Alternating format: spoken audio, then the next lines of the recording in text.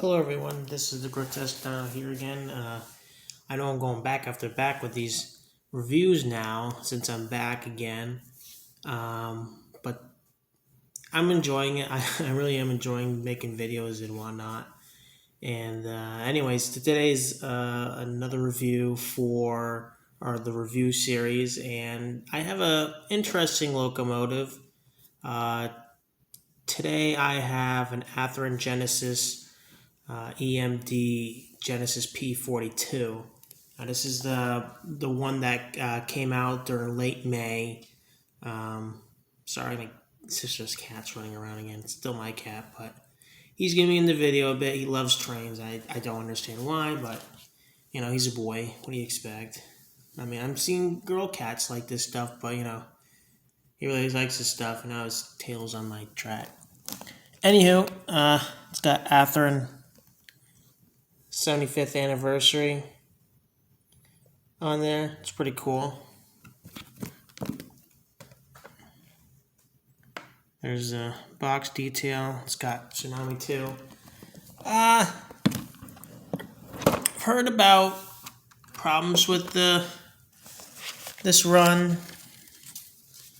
I heard there's a lot of decoder problems, running problems, which is strange. It's like, Athearn, this is the top of the line of your models, and you have this stuff happening.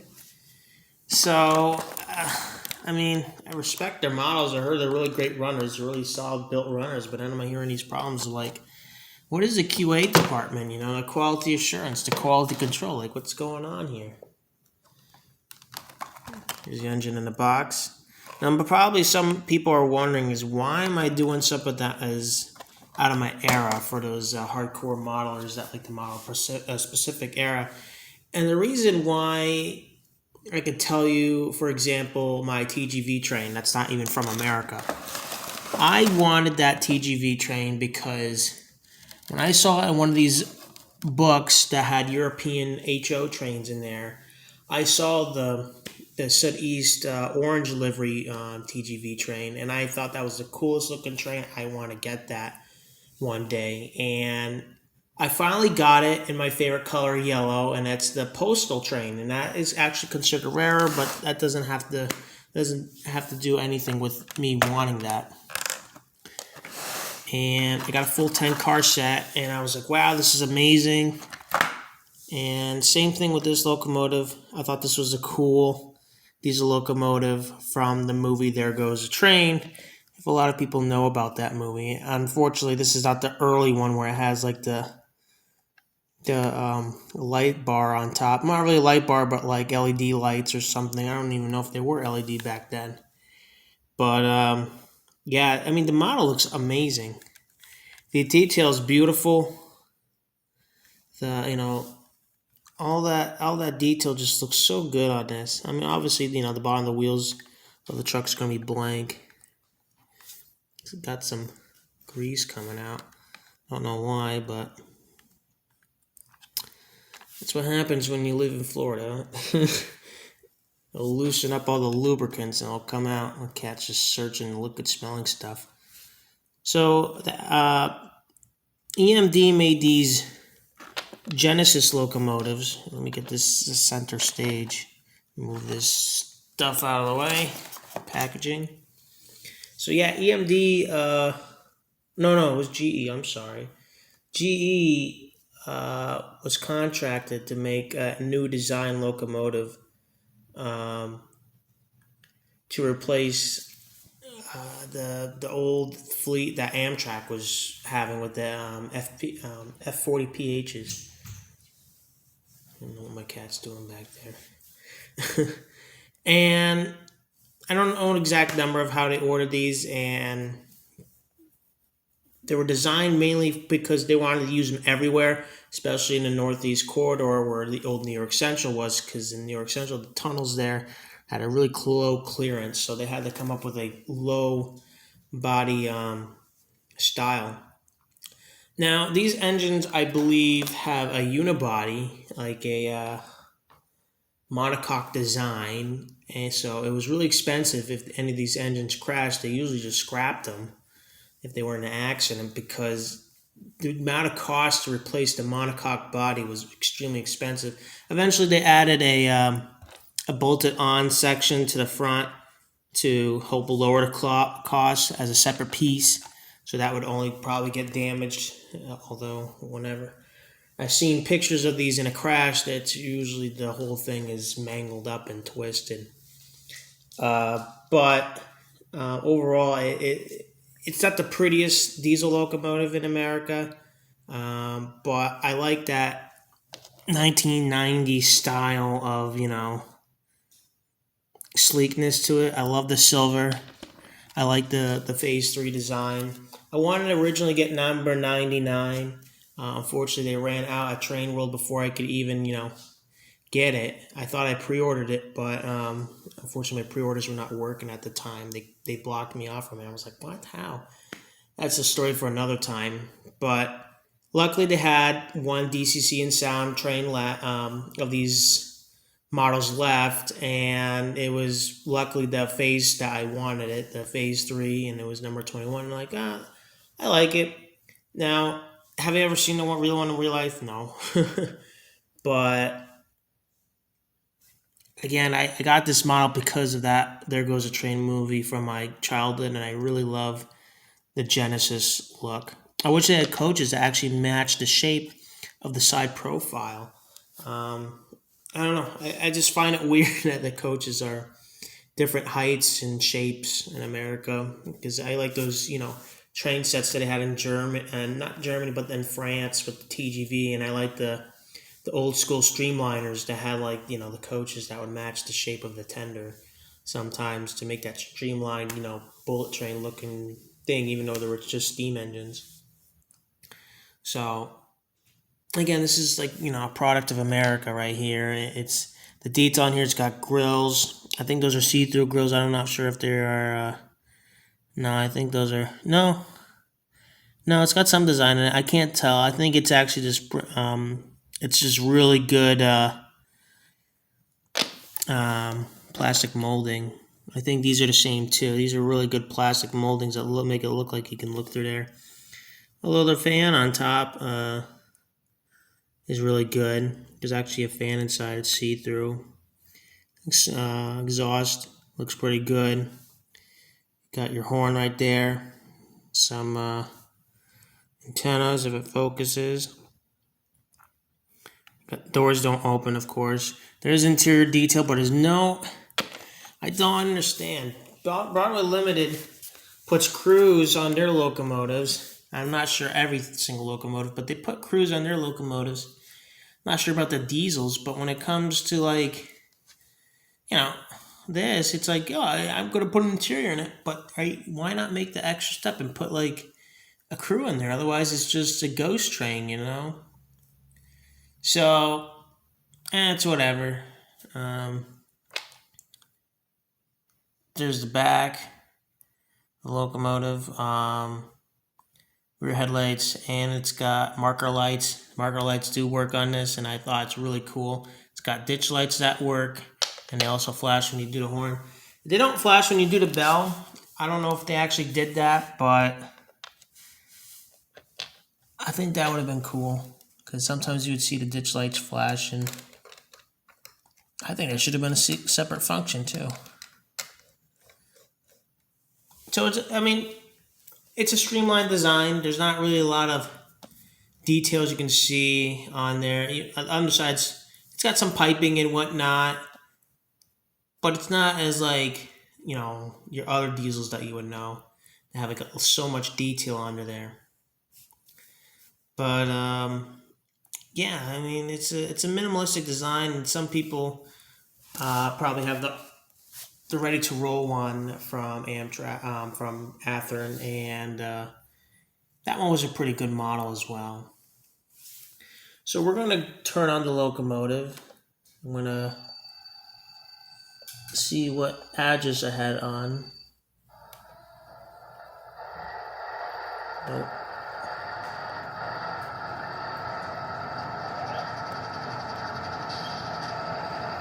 I don't even know what edges I have it on. I haven't run this in a bit because I had issues with it.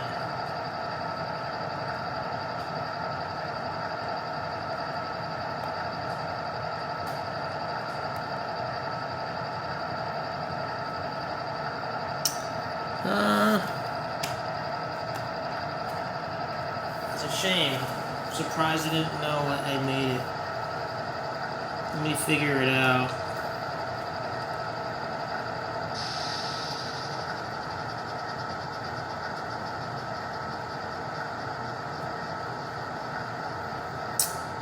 Gosh darn it. Well, I probably should have prepared for that, but it's whatever.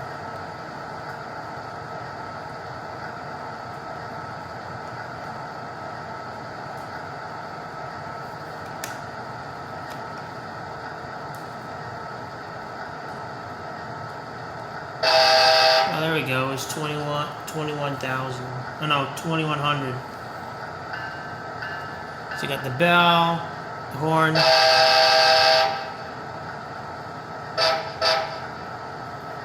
4, I don't know.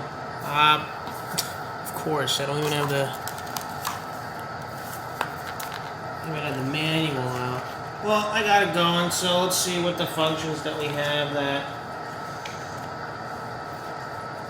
Tsunami gives us. So we got the headlight, which unfortunately does not work once you program it.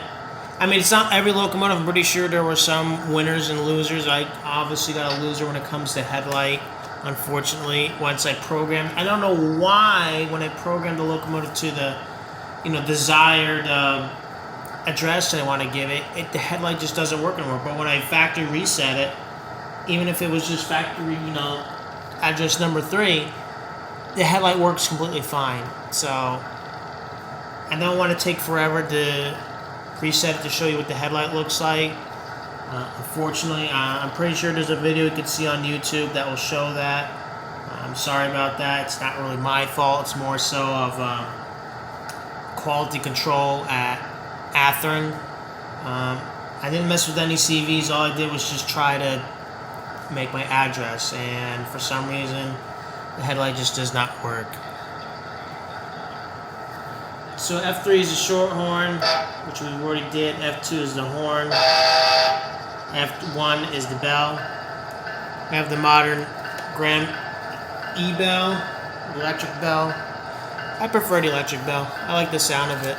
I know some people like those brass original bells, but I really like the E-bell. F5 is lighting effect 1. I don't know what that is. F6 is lighting effect 2. Alright. So, I'm going to angle this so you can see it. There's the ditch lights, and when I press the horn. Now it's only for F2.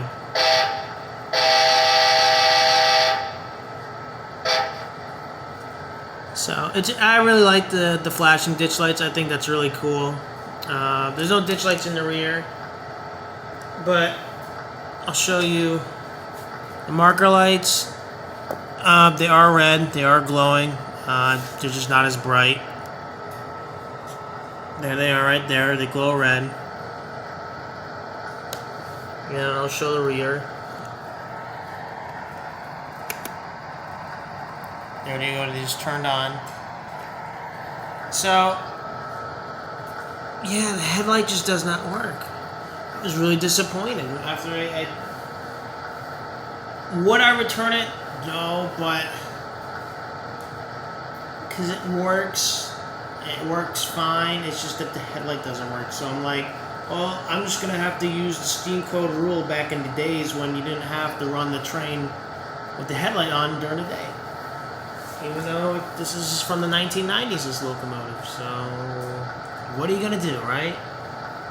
Anywho, F7 is dimmer, so that's cab chatter. There's no headlight going on, but it's cab chatter. F8's mute. F9 is alternate mixer. Half the volume, so it's not loud. Doesn't matter. So we got F10 is straight to 8, sander valve.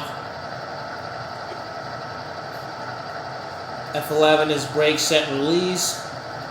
F12 is brake select. F13 is couple and uncouple. F14 is half speed momentum override. So it's probably like a half the speed, so you can like, I guess, use like, it's like switcher mode in like what they were talking about in Paragon 4. However, I have seen videos that say they tried it and it doesn't really work. Don't quote me on it, that's just what I heard. So, anywho, that's a pretty cool thing. I'm gonna try that out, see what happens.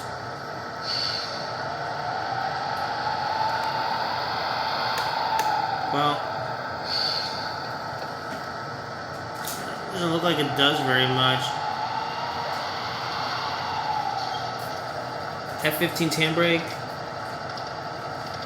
HEP mode.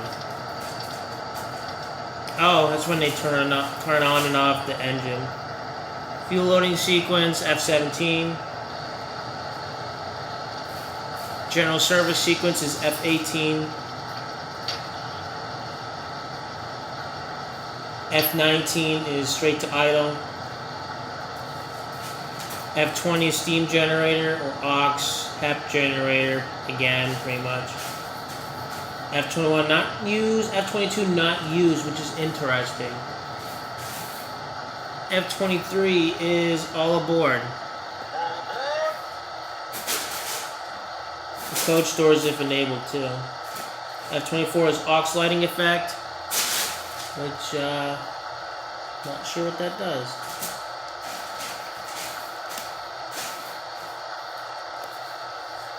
F25 is aux lighting effect. Don't know, it's nothing as far as I know. F26 is engine RPM notch up. And F27 is engine RPM notch down. And F28 is not used. So that's interesting. There's a lot of not used, which I think is interesting. What I would do is I would come up with something as an alternative for the headlight if they're gonna have issues like this. But you know, I can't really assume that they're gonna fix these problems.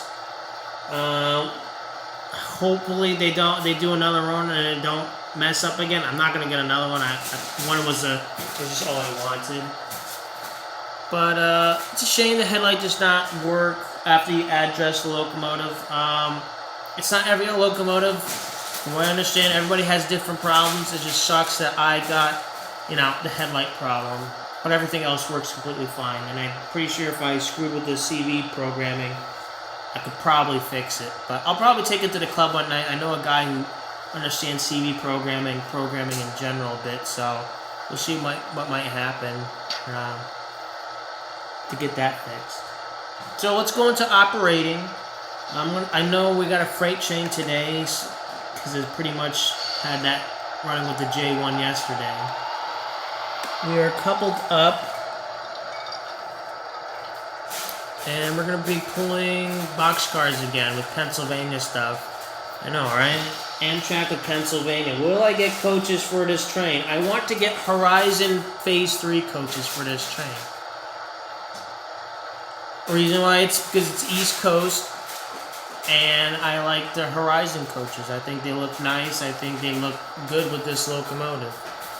I don't really like the Amtrak trash can things. I know people are going to get upset. Like, you call them Amfleets. I know they're Amfleets. I know why people like them. But I think they look ugly, and they look like those silver trash cans that they used to have a lot back in the day. That's just me poking at it, that's it. I even busted my club president's balls about that too. He's like, why would you call them that? But he gets the joke.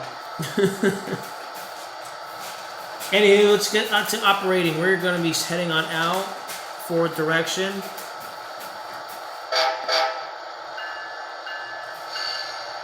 It's nice, smooth, slow control. We'll go pretty slow. That is amazing. I really like that. Doesn't twitch as much. Now, I don't have speed stats. I just have a little throttle dial. So you can guess on which speed steps these are, unfortunately.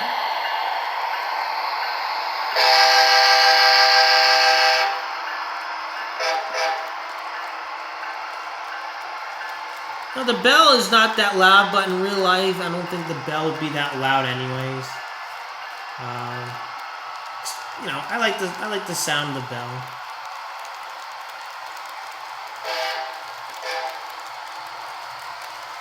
And yes, we're pulling the boxcars. I don't have any Amtrak. I could have pulled, you know, those MTH heavyweights I have in the background, but you know what? I felt a bit lazy. I'm like, you know what? I just want to review the locomotive. That's the point of this. So today, the passenger locomotive is going to be pulling some freight cars. Now this is a decent sized train. I'm pretty sure in real life, you know, this train wouldn't have too much of a problem pulling 13 boxcars and a caboose and a tanker car.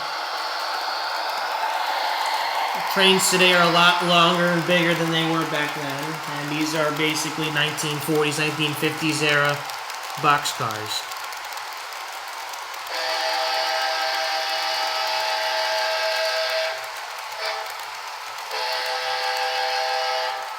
So we're gonna, I mean, for going to, on a dial 1, there's like, on my dial there's 1, 2, 3, 4, 5, 6 full, and then before when it stopped.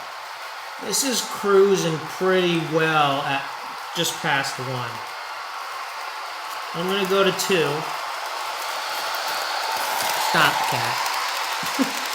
It's like sniffing the box and the packaging. I don't know why, but you know, cats, they like to get into stuff they're not really supposed to be getting into.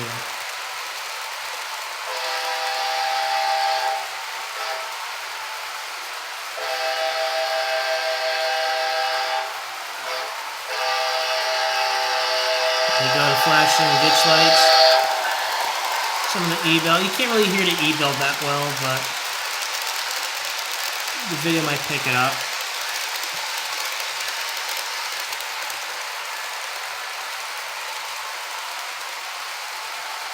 Now I'm going to stop the train and take the track cleaning car off, because I really already did like the track cleaning business yesterday, so I'm really just cleaning up whatever's left.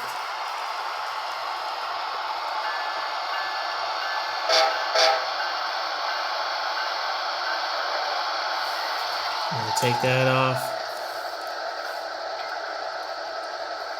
That's what you get when you clean the track. Just perfect 11s on there.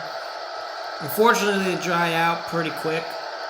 That's the downside of track cleaning with these pads. So, yeah. You got the rear marker lights going, so we'll go in reverse. See how else you can push. I find it funny that the She is pretty much the same height as those boxcars. It's amazing how short in height the Genesis really is. I never really got close to the Genesis in real life. But gosh darn it, they are short in height locomotives. They're long. Oh my gosh. So we're gonna go 1.5 in reverse. It's a decent speed. I don't need to go really fast.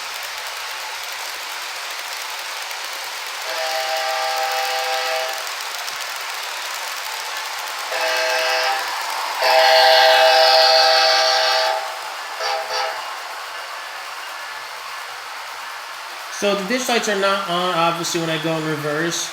And it's funny that, you know, they also made sure that when you're blowing the horn, the ditch lights don't flash while going reverse. I think that's really good. So, in conclusion with the model, I really like it. I think it's great. I think it's got a lot of fun, you know, CD functions you could play with and whatnot. I did play with the CD functions. These are not the default sounds. If you go online, you'll probably hear the default sounds. Unfortunately, it would take so long for me to do the CV sounds. I do not really want to do another hour-long video. Mainly because it will just take forever. And I know a lot of people are going to want to watch an hour-long video of me just playing with CV values. So these are custom values that you will find in your Tsunami 2 hand booklet that Athearn Genesis provides you with every Athearn Genesis locomotive that you get. Now this is not the same for steam. These are all pretty much diesels. As you can see on page 8 here, these are some of the sounds and whatnot. If you want to pause the video, take a look at these values. It'll tell you all the different stuff. Let me fix that. And page 7 on the other side. Look at all that. Look at all those horns. Holy cow. You got so many bells. There, you got the Graham White electronic bell right there too. And the ring rates. I changed the ring rate to how it would be on a real passenger train. Before it was super slow. I was like, dude, this is not accurate. But there you go. Pause the video when you can to check those CV values out when you get your locomotive. You can customize them as much as you want when it comes to CVs. I mean, I see CV values in my Broadway Limited engines, but not as much as that. That's like a whole other level of stuff.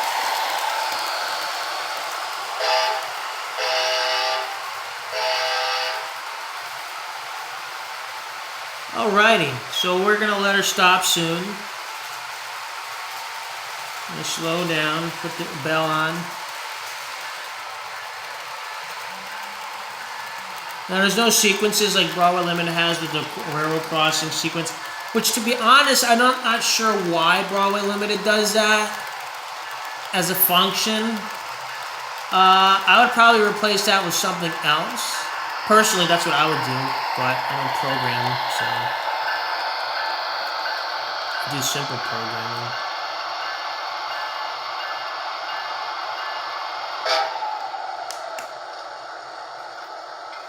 And there you have it. Put it in forward position so you can see those nice ditch lights and the marker lights are reflecting off of that boxcar in the back. So yeah, that's my review of the Athearn Genesis locomotive. The Genesis pretty much. The Genesis P42DC. There's my cat again, sniffing shit again. I know, it's pretty cool, huh, kitty? So yeah, the running and all that stuff is really cool. Hey, I know, you want rubs. He's a pain in the butt sometimes, but he's so lovable. He won't let me pick him up though. Anywho, I got sidetracked. Great running locomotive. If anybody has running problems, I would try and return it and get your money back or get another one.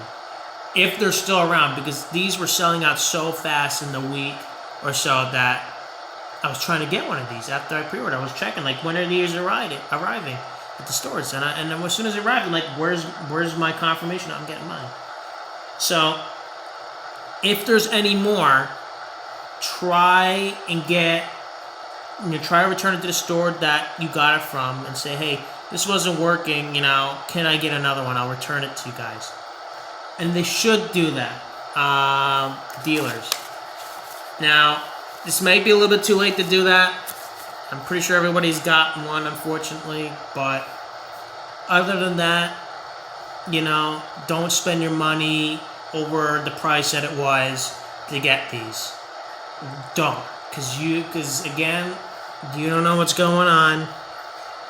It's the problem of getting new engines, because you don't know what's going on. Broadway has so far, from my experience of getting new locomotives from them, not a bad thing.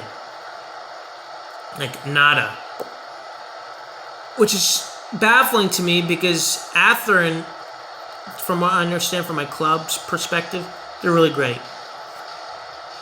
It sucks that the horn does not, well, not the horn, but the headlight does not work once my locomotive is programmed to have the number I hope nobody else has that problem. I've seen a lot of people who have not had problems on YouTube, and they just lucked out really good. But other than that, this is a really great locomotive. I wouldn't sell it. I wouldn't return it because I'm pretty sure it's probably a simple fix to deal with the CVs or something like that in small programming.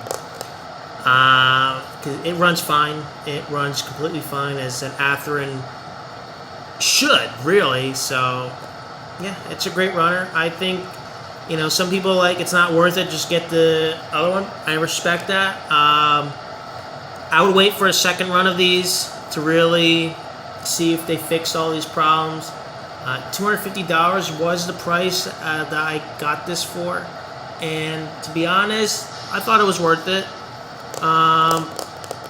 Although I don't think it was worth, you know, the headlight not working. I know, kidding. This is not for you to sit down, though. Anyways, I'm gonna go before Captain Fun over here starts to have too much fun. This is a Grotesque Dino signing out again. See you next time.